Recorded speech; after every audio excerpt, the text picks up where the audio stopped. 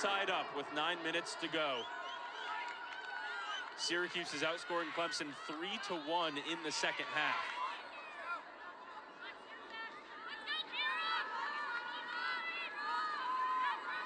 Bayless and Caramelli in the circle. Flicked back,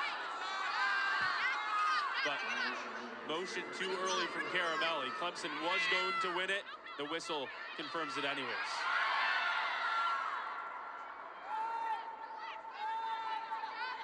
She tried to go up just a little bit early before that whistle, almost anticipating it and winning it to herself, and refs caught it.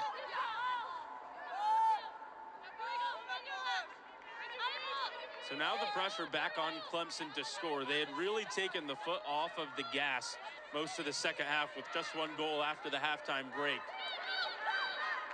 With the lead, that was one thing, but now it's back tied up.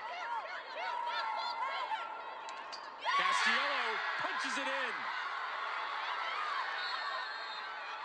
Clemson did not take long to respond, and Castiello hands the lead back to the Tigers. And Castiello just realizes she has way more space than she actually thinks she does.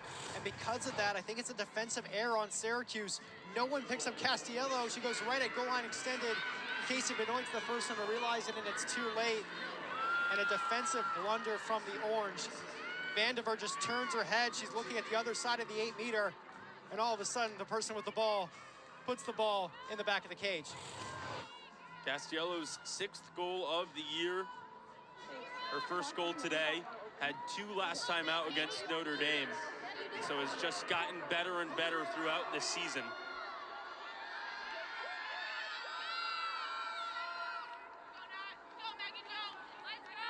So anticlimactic for Syracuse to fight back, tie the game up, have a goal called off, score another goal to tie it up. All for Clemson to immediately take the lead back. But Syracuse wins just its 4th draw of the day, and now has a chance to respond again. And what a great job by Caramelli.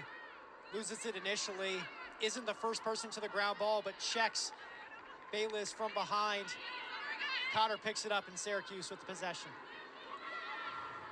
Ward behind cage through 2 defenders. Runs into plenty of contact. And Ward should be set for a free position shot of her own. It's just outside the elbow, it looks like. She's all the way at the dropped hash.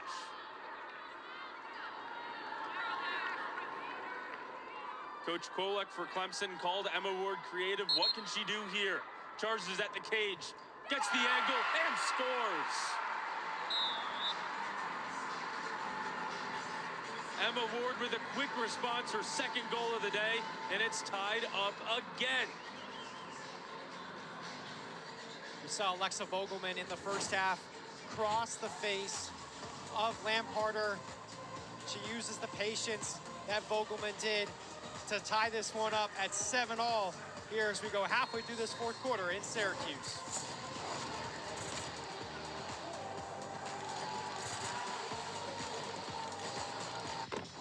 Clemson led for most of this game, but since it's become a back-and-forth affair in the 4th quarter, Sam DeVito scores on the free position. It's called off due to a false start, but Gracie Britton ends up tying up the game.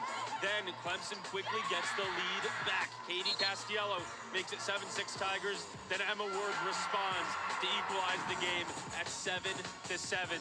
The offenses were pretty much asleep for all of the game, but in the last few minutes of play, Ryan, both have really come alive.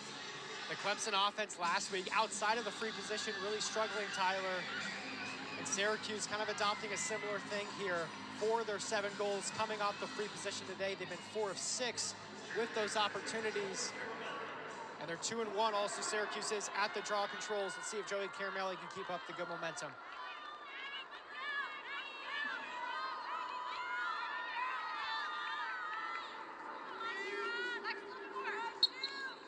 This one flipped up in the air, and it's won on the wings by the Tigers.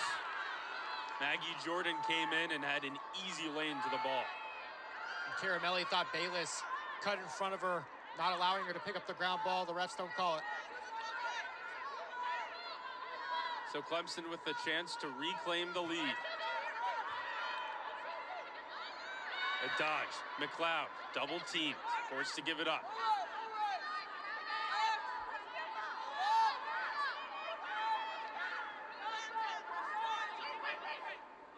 The run from Shirtliff. At the top of the fan, gets open in front of cage, shoots, and scores.